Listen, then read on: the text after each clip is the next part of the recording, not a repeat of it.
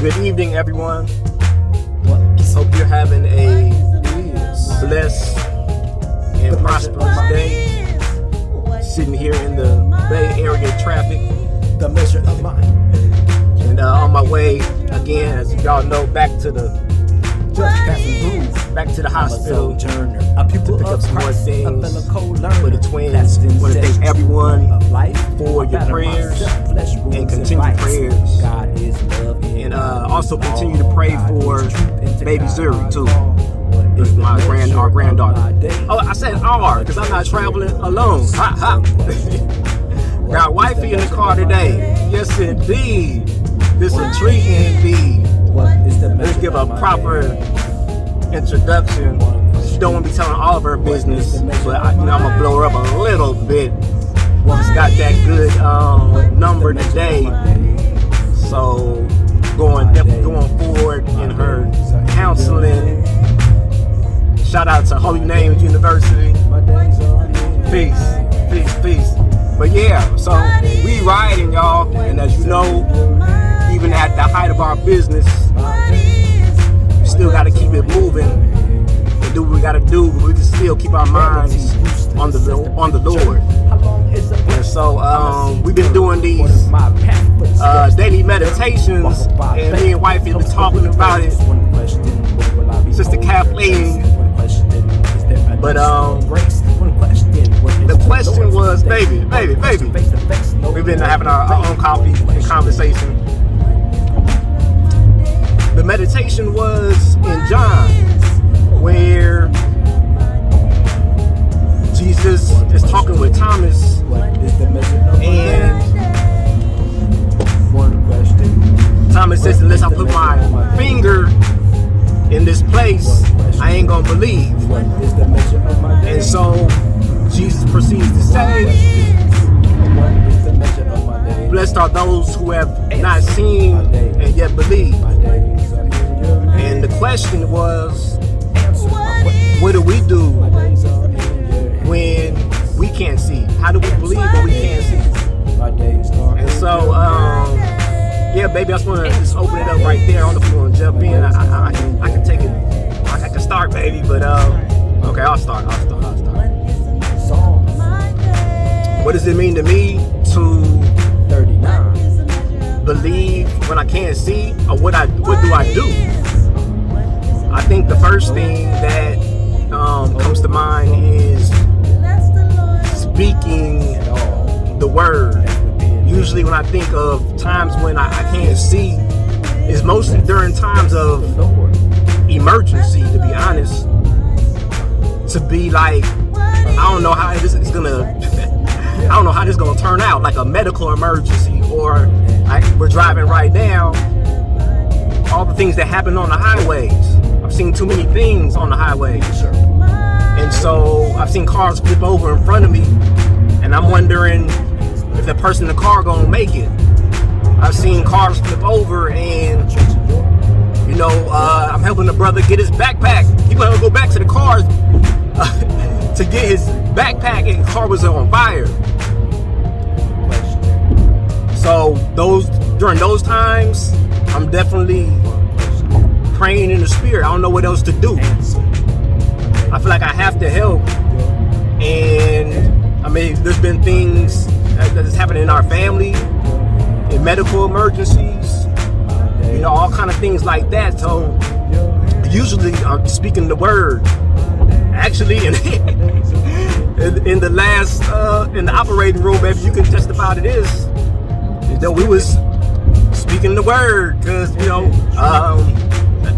it was definitely an experience being in the room. Oh my goodness. But yeah, baby, just want to kind of open up with that. And so anyway, anything you want to jump into, go ahead, baby. Bless them with that game. Well, I think that what helps me to continue to keep the faith and believe when things seem like they're not going to be, go the way I hope, or they should.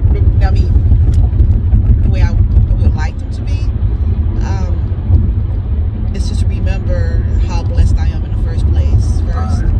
And it'd be great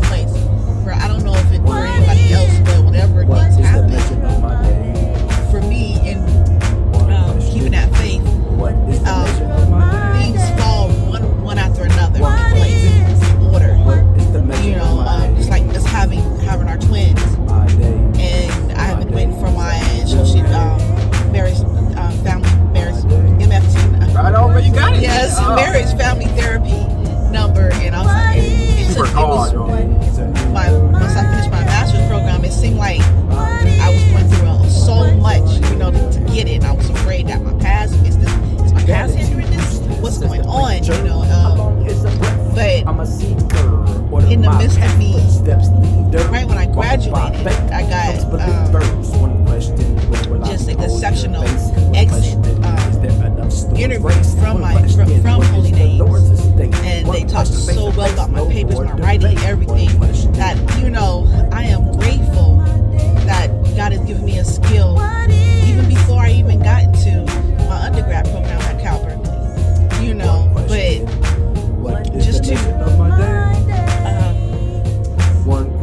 just to see that right when I graduated, I got the exceptional, I got an A for my exam. Then I found out I'm pregnant, and then once I go through the pregnancy and I get to where I need to, I have to have a cesarean to have the babies, and then when I have the babies, then I get my social, everything's falling in place, you know. And so I think those are the times that keep my mind, keep me focused, and keep my faith. Helps me to know that, you know, I gotta just remain in my lane and don't worry about what's going on around me, you know, right now. But yeah, so that's what helped me, you know, keep seeing the things that even if I can't see through the forest, the trees in the forest, that everything's gonna be okay. That's right. Y'all didn't even know she went to Cal, huh? I can rap. But yeah, nah, baby. Man, that kind of makes me think about. I know y'all hear me talk about my grandfather's book, and for any of the readers out there, hopefully they got it on the Audible too. It's a book, did it 99 cents, called "The Practice of God's Presence" by Brother Lawrence. I say it again, "The Practice of God's Presence" by Brother Lawrence. And this is what we say, baby. We talk about this a lot. For him, it was simply seeing a leaf fall to the ground. Simply seeing that. Knowing that that leaf fell and God knew it. It wasn't an accident. It was planned. Just that alone for him was enough for him to believe in the providence of God. And so you're talking about like knowing that your footsteps are ordered. Can I share some information? So it's like this, right? And young people, I don't really necessarily suggest that you apply to one college, right? I don't really necessarily endorse that. But if you really feel it like that, I'm not, who's to say no? And for Wifee, she knew that she was going to Cal Berkeley. She knew it. You know what I'm saying? And some things you just know. And I guess that's what we're really talking about in the first place, is walking by faith and not by sight, like believing when I can't really see, when we can't really see. And so, but I think believing in the providence of God, believing that like our footsteps are ordered by the Lord, like we have a specific plan, you know what I'm saying? It kind of, for some way, it's like we doing it, but he's like doing it through us. I mean, we definitely have a part to do. We can't just sit idly by and be like, okay, God, gonna do it.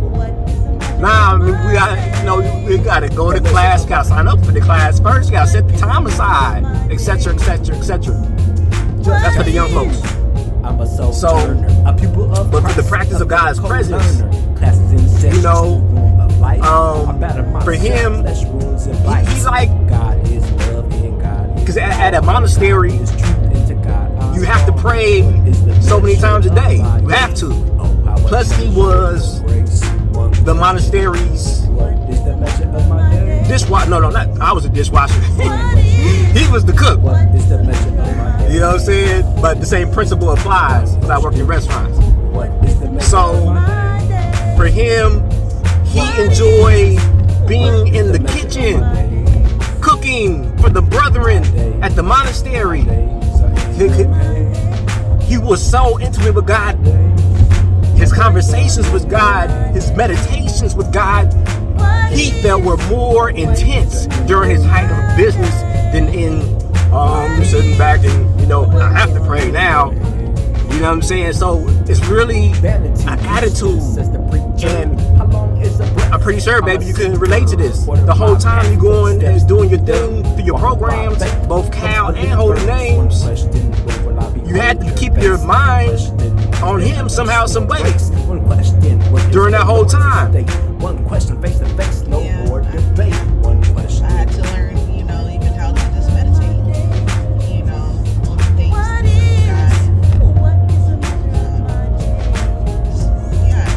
I think my mind on Him. It's a hard. I'm not gonna say it's easy. To constantly keep the faith and keep your mind on Him. Because in the midst of it, you have to do work, like my husband was saying. In the midst of it, you have to apply yourself. While you're keeping the faith, while you're trying to finish up whatever work you need to do. So it's not going to be easy all the time. But there's some times when you're going to say, hey, I feel that. I don't even know how I got through that. How did I get this A, or how did I pass this class? But you have to apply yourself. 39.